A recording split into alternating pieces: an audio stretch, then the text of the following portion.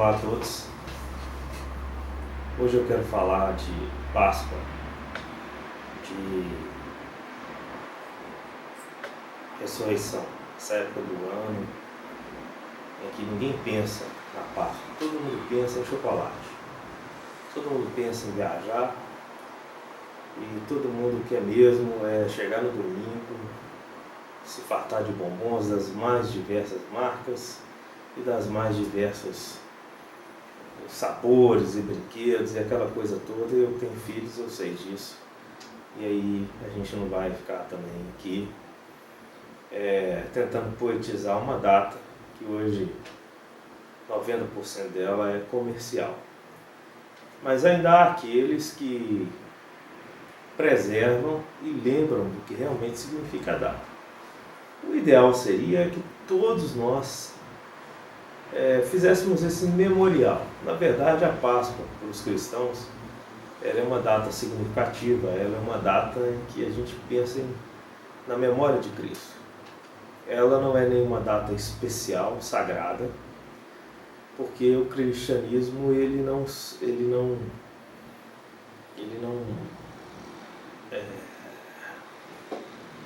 consagrou nenhuma data efetivamente. Não existe hoje digamos assim, uma data que seja santa ao cristianismo.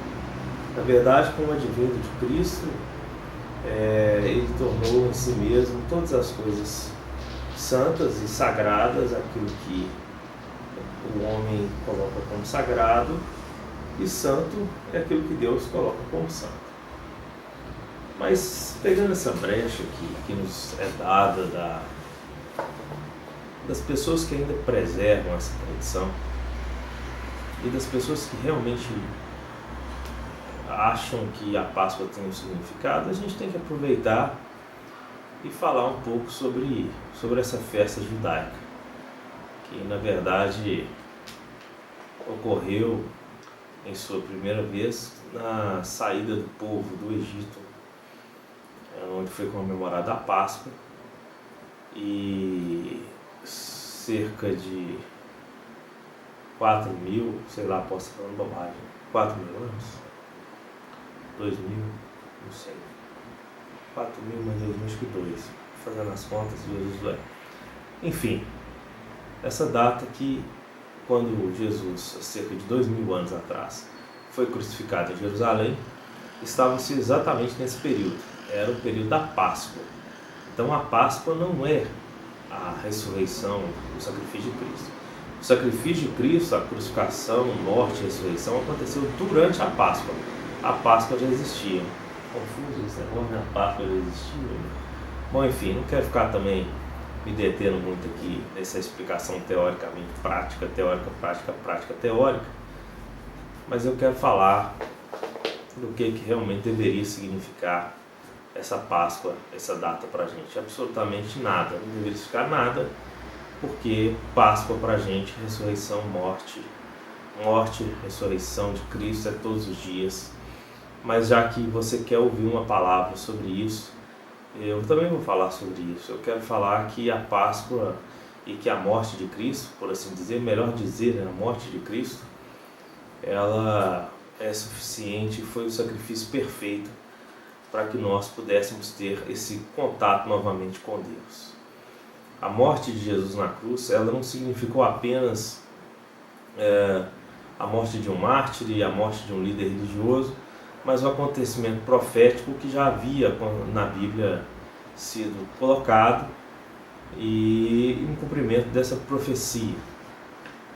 Quando Cristo morre na cruz, ele coloca um ponto final em uma era, que é a chamada Era da Lei, onde as coisas eram regidas pela lei dada a Moisés, e começa-se uma nova era, chamada a Era da Graça, que é a época que nós estamos hoje, e já vivemos essa época há um bom tempo, né? O que significa então? O que era lei? O que é graça? A graça, a lei, qual que é a diferença entre uma e outra? A diferença é muito básica, né? A lei, você se justificava diante de Deus através de sacrifícios, e a graça, um sacrifício foi feito que vale por todos, que é o sacrifício de Jesus. Então, na graça não há lei. Na lei não há graça. Apesar de que, se você for ver no Velho Testamento, existem alguns sanduíches, eu gosto de assim dizer, de pessoas importantes relatadas na Bíblia que tiveram uma vida também baseada na graça de Deus. Para você entender um pouco melhor, na época da lei, para mim pecar contra minha esposa, para mim cometer um adultério, eu tinha que ir a vias de fato, né? Eu tinha que deitar com uma mulher, ter relações com ela, e ele estava consumado o adultério. Jesus, ele pega isso e torna esse ato físico num ato mental, metafísico. Ele pega esse ato e fala assim: olha, se você olhar para uma mulher e cobiçar essa mulher, você já adulterou com ela. Ou seja, ele pega tudo que é externo, traz para dentro, mas ele não só traz para dentro, problematizando aquilo, porque senão seria terrível. Quem nunca de nós olhou para uma mulher e desejou, como homem? Quem nunca de nós fez algo, pecou no pensamento, desejou mal para outra pessoa, né? Mas ele resolveu isso com um sacrifício que foi um só, e nós já estamos perdoados. O problema do pecado, e aí é outro assunto, não é perdão, é consequência. Mas, continuando essa história de lei e de graça, ele trouxe tudo para dentro. Então, só que se você pegar, por exemplo, Davi era um sujeito que viveu na graça, numa época de muita lei. Davi comete muitos erros que eram erros cabais, erros que ele deveria pagar até mesmo com a própria vida por ter errado, assim como outros. Mas ele tinha uma intimidade tão grande com Deus, um coração tão aberto, que ele era autêntico, ele era aberto, ele não escondia sua fraqueza, nem de Deus nem dos homens. Ele tinha sensibilidade e ele sabia quem era Deus e aprendeu a lidar com Deus dentro da humanidade dele, dentro do que ele tinha como entendimento de relacionamento com Deus. E era muito massa, porque Davi, ele, vez por outra, argumentava com Deus. Certa vez Deus manda ele quer fazer um censo, tipo IBGE, sabe?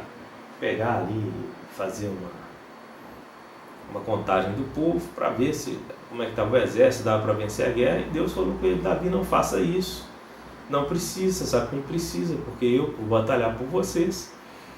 E Davi, sei lá o que aconteceu no coração dele, ele resolveu desobedeceu a Deus. Então Deus veio, usou um profeta falando que a nação ia ser punida por aquilo. Davi chega diante de Deus e fala assim: não, Senhor, o Senhor, por misericórdia, não puna a nação não errou, quem errou foi eu cometi, eu sou o culpado. Deus então se compadece de Davi, não castiga a nação, pede para que ele escolha um castigo, ele escolhe um determinado castigo e o problema é resolvido. Esse tipo de relacionamento era um relacionamento muito peculiar de Davi com Deus. Quando ele comete aquele adultério, que talvez seja o pecado mais famoso de Davi, ou até mesmo da Bíblia, que ele mata, ele pega a mulher do general dele, ele tem relações com ela, ele se apaixona por ela, ele é engravida, e o general volta para casa e ele sabe que ela está grávida, ele tenta forçar que o general durma com ela para parecer que o filho era dele. Olha só que loucura, nós estamos falando de Davi, tá? E é isso mesmo, ele queria montar todo um esquema e não deu certo, porque o general, a Bíblia chama ele de Urias, o nome dele é Urias, ele era tão fiel que ele falou assim: não, meus homens estão na guerra, eu não vou deitar com a minha mulher. Então Davi fica nervoso com aquilo, chama o chefão do exército, fala: põe esse cara aí na frente da batalha e que ele morra lá. E ele morreu, e Davi pegou a esposa dele e foi viver esse grande amor. Mas como o pecado tem consequência, o filho dele nasceu, adoeceu e morreu. Mas como Deus é gracioso, depois desse filho, com a mesma mulher, ele teve outro, que é o Salomão, que você certamente, se não conhece, se não leu nada, pelo menos já ouviu falar sobre os provérbios que ele escreveu. Enfim, a Páscoa, ou o sacrifício de Cristo, Ele nos permitiu esse livre acesso a Deus. Ele nos permitiu falar com Deus, ter acesso a Ele, ter acesso à graça dEle, ao amor dEle. De modo que você não precisa mais de nenhum mediador. Você não precisa de profeta, de pastor, de bispo, de apóstolo, de padre, de papa. Você não precisa de ninguém para chegar diante de Deus. Você precisa de coração e mente. Você precisa de uma palavra. E até mesmo se você não consegue falar, sim, porque tem gente que não consegue falar, apenas a atitude do seu coração, ela pode te religar a Deus através de Jesus Cristo, através do sacrifício de Jesus Cristo. E para ter esse contato, basta você fechar os seus olhos, ou de olhos abertos, tanto faz, e falar: Jesus, Deus, estou aqui. E abre seu coração para Ele, pede Ele para falar com você. O meu Deus, o Deus da Bíblia, Ele tem boca. Ele fez a boca e Ele fala. Peça para Ele te dar uma experiência com Ele. Que tal você pedir Ele para ser o Senhor da sua vida? Para Ele salvar a sua alma. Olha que coisa mais maluca, né?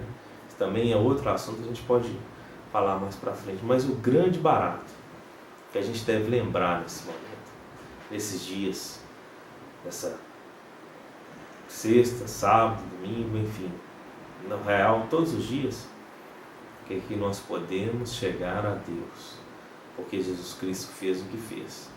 A Bíblia fala, para encerrar, que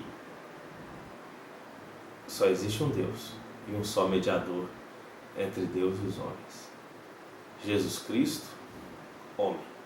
Ou seja, Ele com a mão de homem pega na sua mão, com a mão de Deus, Ele pega na mão de Deus e Ele faz essa intercessão. Então, meu amigo, não é Pedro, não é João, não é Maria, não é Isabel, não é Jacó, não é Antônio, não é ninguém, é Jesus.